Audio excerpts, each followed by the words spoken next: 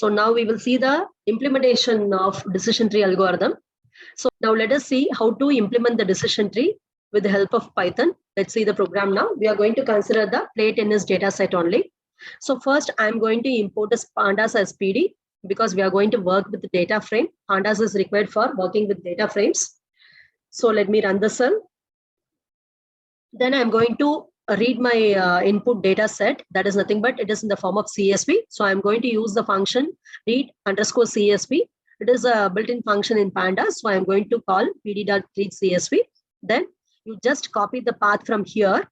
If you click this double dot, you will get the path. You can copy the path and you can paste it here. And finally, I can print the data frame. So when I do that, whatever data frame I have created in the Excel sheet, that is a CSV file, it will be shown to the user. So in the data frame, there are 14 instances with index values from 0 to 13.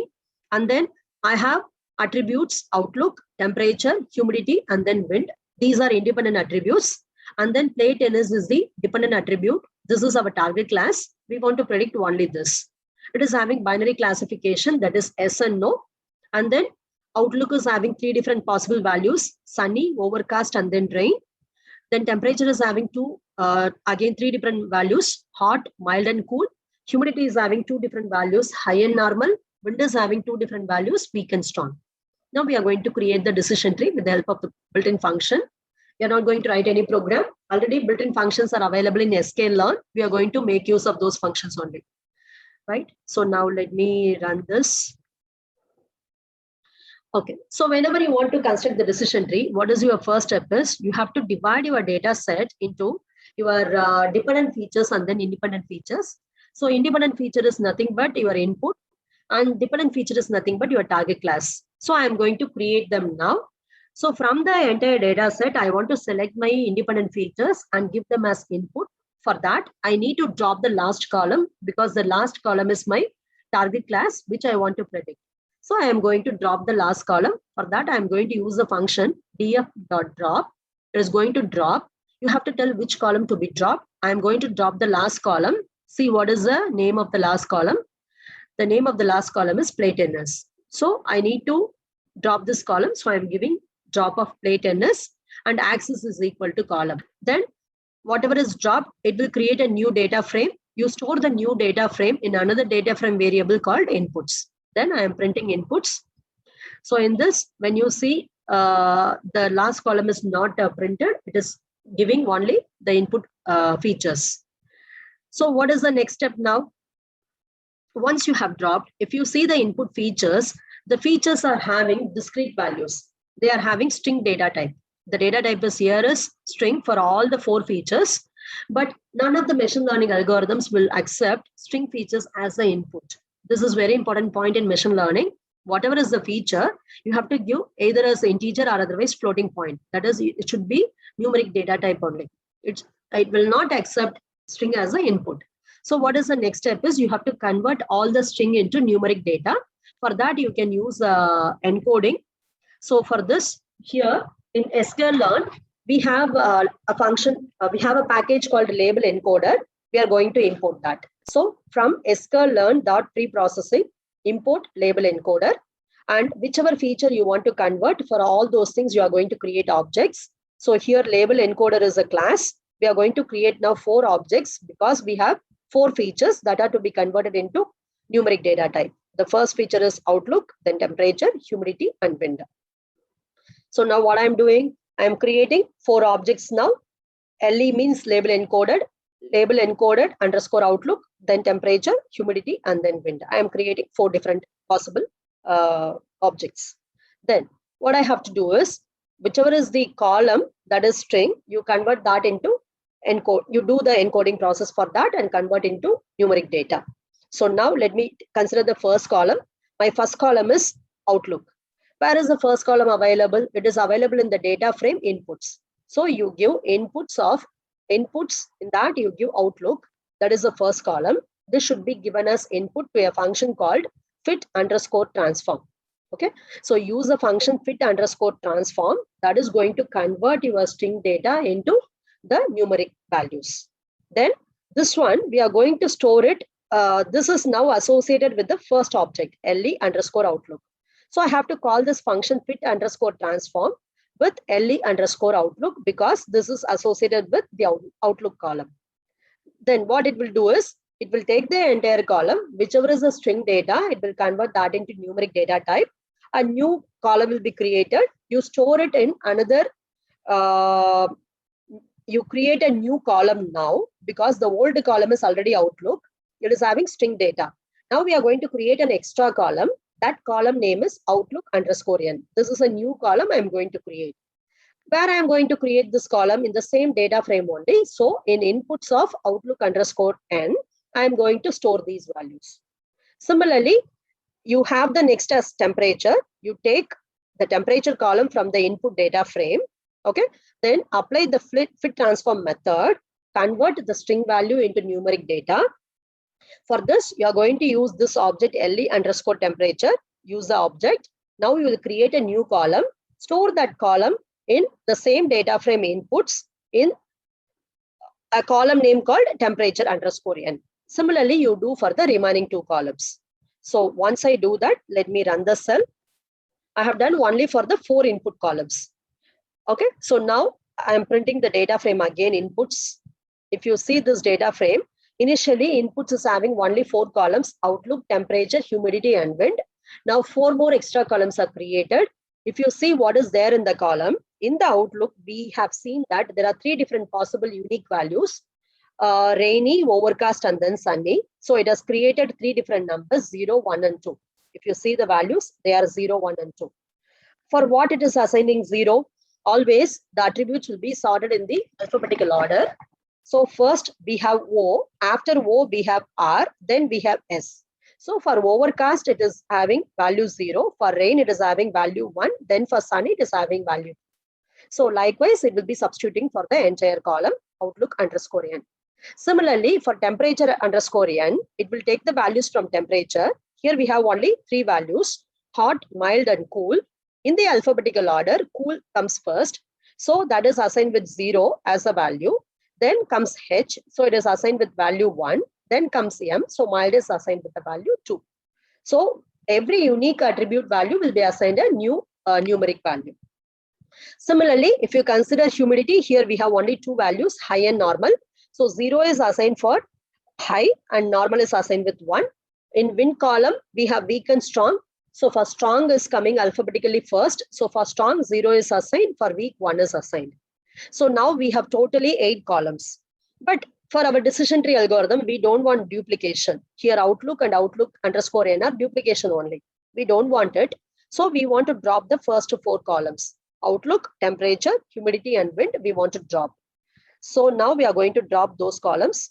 Let us see how to do that. So here you can see I am going to drop from the inputs data frame. I want to drop. So I'm calling inputs dot drop. Then I have to pass the list of columns I need to drop. I want to drop outlook, temperature, humidity, and then wind. Then I'm giving axis is equal to columns so that it will drop the entire column. When it drops, whatever is the final data set, I'm storing data frame. I'm storing it in a new data frame called inputs underscore n. Now I'm going to print the data frame. If you see here in the new data frame, we don't have the string values. We have removed everything. Whatever is a newly labeled data, that only we are going to display in this. So now our input features are ready. So we have to now create our output label also. So for that, my output label is in the column plate NS. So from the data frame DF, I'm going to extract the plate NS column and I'm going to store it in the target data frame called target. And I'm going to print it now. So in this, you can see it is printing only the target class. We have splitted our data set into dependent features and then independent features. Now we are going to construct the decision tree. So for the decision tree, we have a function called decision tree classifier. This is defined in sklearn. So in that, there is a package called tree. You have to import that package. So I am using now from sklearn import tree. Then in tree only, I have this decision tree classifier. I can use this one. And remember, guys, when you use this decision tree classifier, if you want to understand about the entire decision tree, you can type in Google and check sklearn decision tree classifier. It will take you to the sklearn package. That is the website. You can see there are so many parameters in the decision tree. All these things are parameters. In the decision tree, we have seen that we have two different important category. One is decision tree based upon Gini index. Another is a decision tree based upon entropy. We have seen the ID3 algorithm that is based upon decision tree with entropy. Okay, so what you have to do is when you want to use this ID3 algorithm, in the parameter called criteria, you have to pass the value as entropy. If you don't pass, it will take the default value. Every value is initialized already with the default value. Because of that, if you don't supply any value, it will take the default value. If you want to override that, for example, the default value is Gini index. I don't want that. Instead, I want to make use of entropy. In that case, you have to explicitly supply the argument. Okay, there are so many things available in this. We are going to make use of this criteria now, right? So now let me go to the example. So now I am calling the decision tree classifier. Here I am giving criterion is equal to entropy. And then I am going to initialize random underscore state is equal to 0. So when you give random underscore state is equal to 0, it will take the same set of example for all the running, for all the runs, whatever you are doing. Okay. Otherwise, for every run, it will take different set of splitting. Internally, it will be splitting the data. It will take different samples when you don't specify this parameter. Now I am specifying this parameter. Let me run this one. When I do this, it is going to create the decision tree. And finally, it will return an object for the decision tree, whichever is created. That is nothing but model. I'm storing it in a variable called model.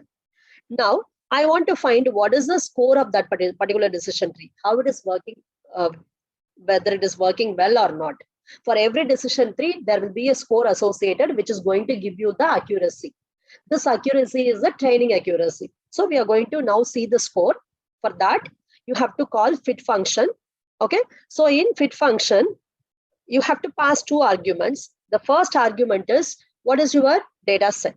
Okay. Our data set is now in inputs underscore n.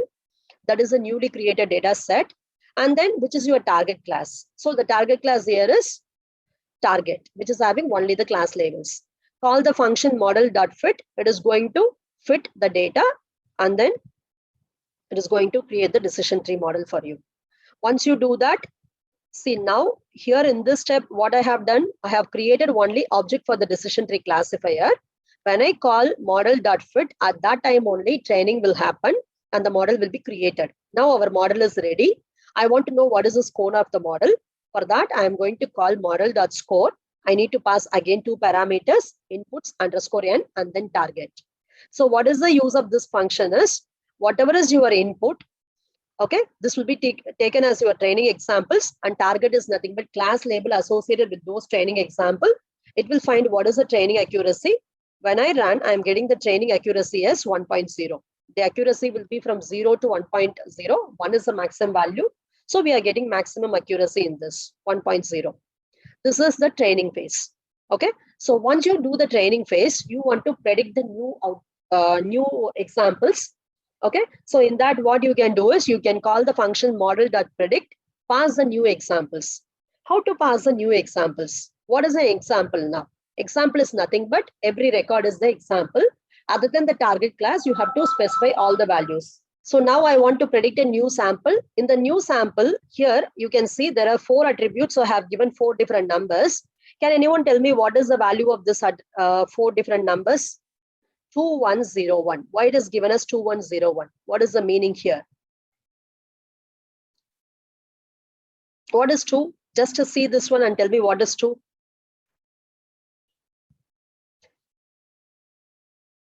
Yes, guys. Sunny.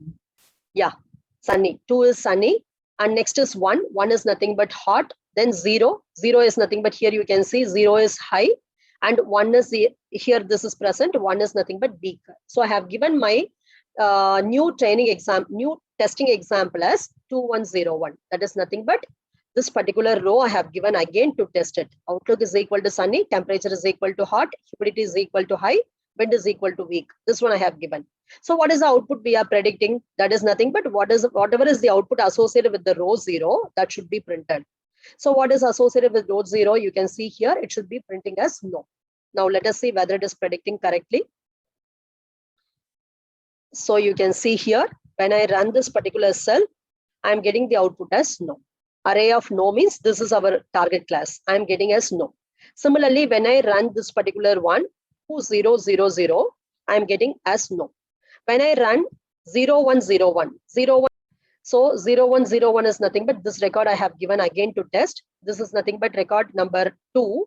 Let us see what is the output here. For record number 2, the output is yes. Let us see whether I am getting yes in this. So you can see when I run the particular example test data, I'm getting yes as the output. So the model is predicting everything correctly. Okay, now let us plot the model as a graphical representation. You can see here, we are going to plot the decision tree. In order to do that, we have to use matplotlib. In matplotlib, we have pyplot. So you have to use that. So I'm going to import matplotlib.pyplot. I'm going to give a new name for this, that is PLT. It is an alias only. Then I'm going to set the size for my figure. It is plt.figure. Figure size is set as 10,10. You can change the size. If you want a bigger figure, you can give different size. And then I'm going to pass my model I have created. Here, the model I have created is called as model. This I have to pass because whatever is the model, for that only I'm going to draw the tree. So now you have to call the function plot_tree and pass this model as the input. Okay, it is going to develop the tree as a graphical visualization and it is going to print that for you. Okay, and in this I have given filled is equal to true. If you don't give this one, what is going to happen is this graph will be printed, but no colors will be there in the graphs. Okay, if you want with colors, you can give filled is equal to true, then it will fill with the different colors. It is for easy visualization only, nothing else. So now entire decision tree is printed. So if you see this one, x of 0 is less than or equal to 0.5. This is nothing but you don't know what is x of 0. If you consider x of 0 means x stands for the features. In the feature, whichever is the first feature, that is the meaning of this one. So what is the first feature in our data set? If you see the first feature in our data set is Outlook. So it is going to specify that it is Outlook. When Outlook is less than or equal to 0.5, it will come to this branch. When Outlook is greater than 0.5, it will go to this particular branch. Okay. And so in that, the entropy value is represented. And then number of samples is represented. Initially, when you start your tree, you will have totally 14 samples. In that, 5 samples are with no value and 9 samples are with S value. So that is also represented in each node. Okay. After that, whenever your record is having value less than or equal to 0.5, it will be occupying this branch. Otherwise, it will come to this branch. So the entire decision tree is built, and then you are seeing that as a graph. Now, you can also print the decision tree. Instead of graph, you can print as a text format like this also. Okay, it is also possible. For that, you can call export_text and pass the model you have developed as an argument. When you do that, it will create the textual representation of your decision tree. You can print that also. Whether you want a graphical representation or textual representation, based upon that, you can use any of these functions.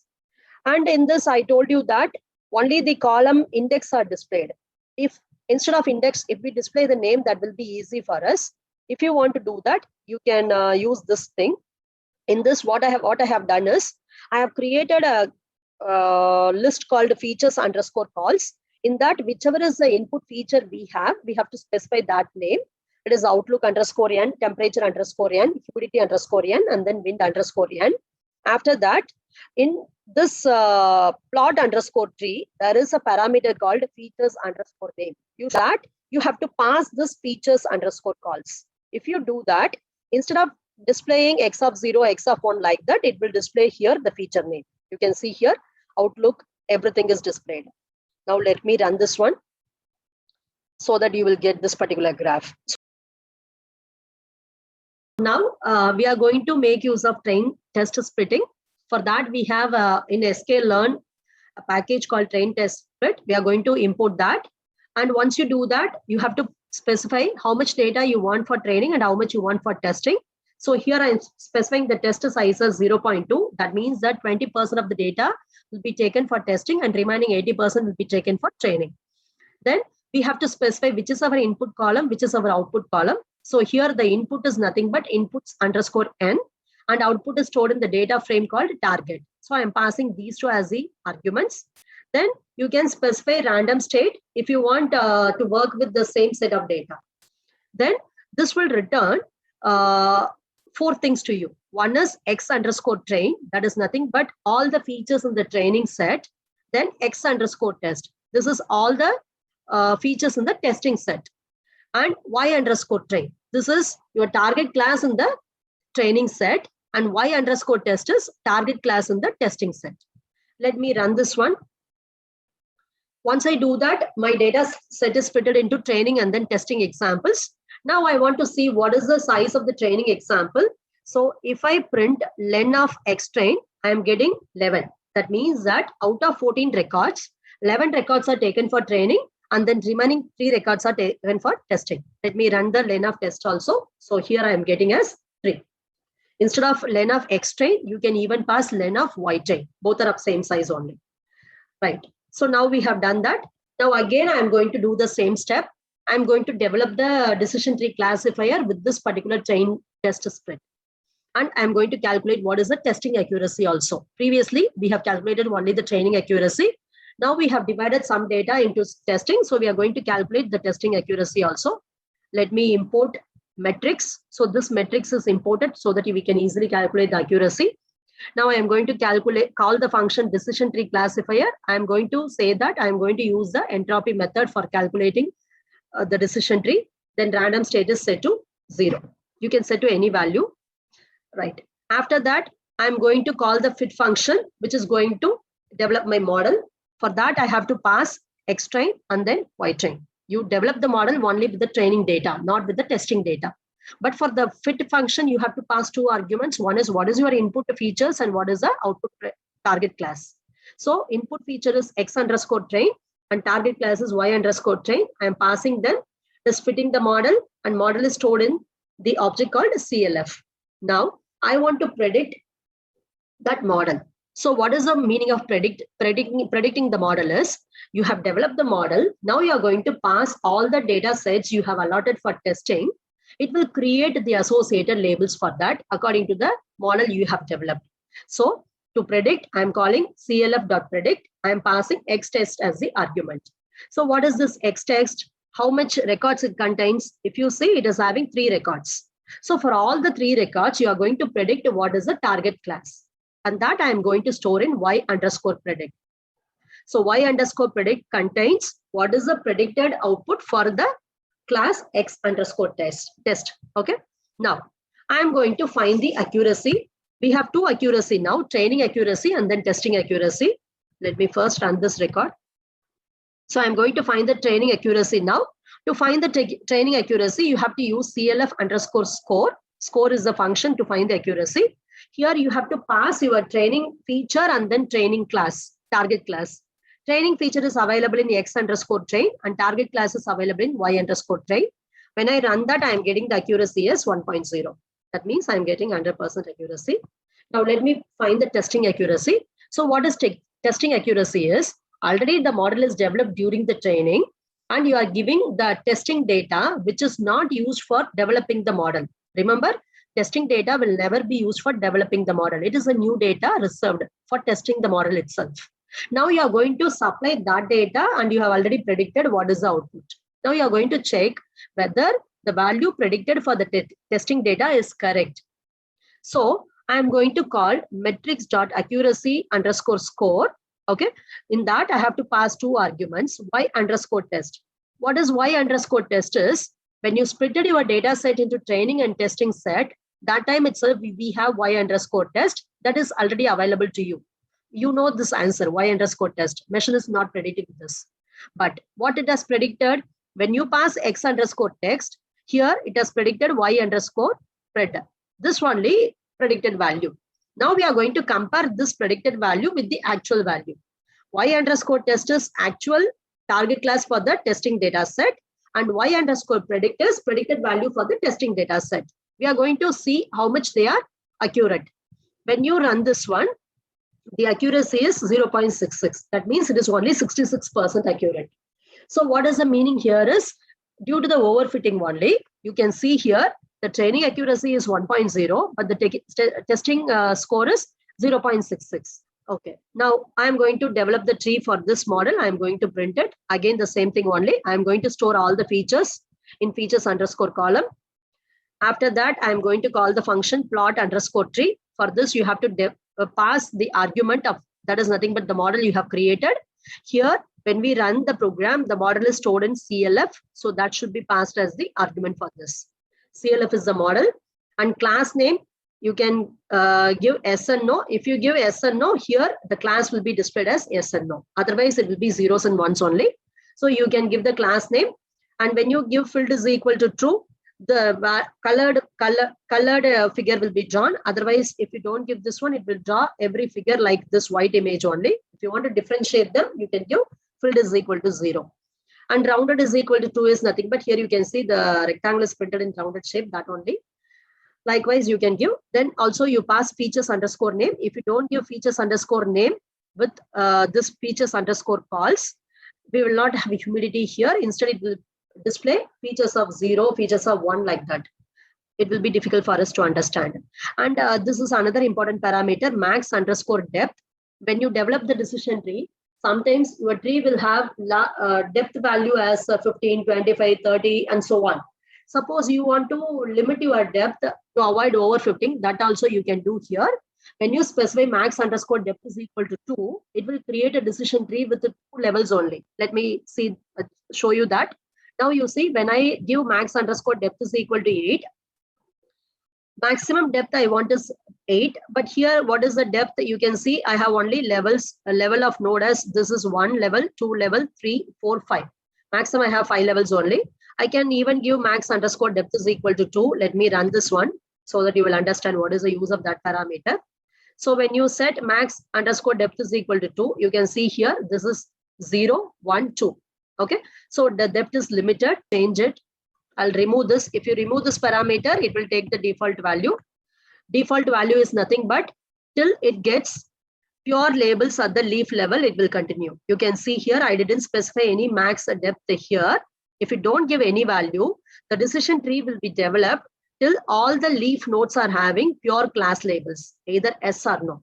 You can see here, all these nodes are having class label. Till that time, the decision tree will be developed.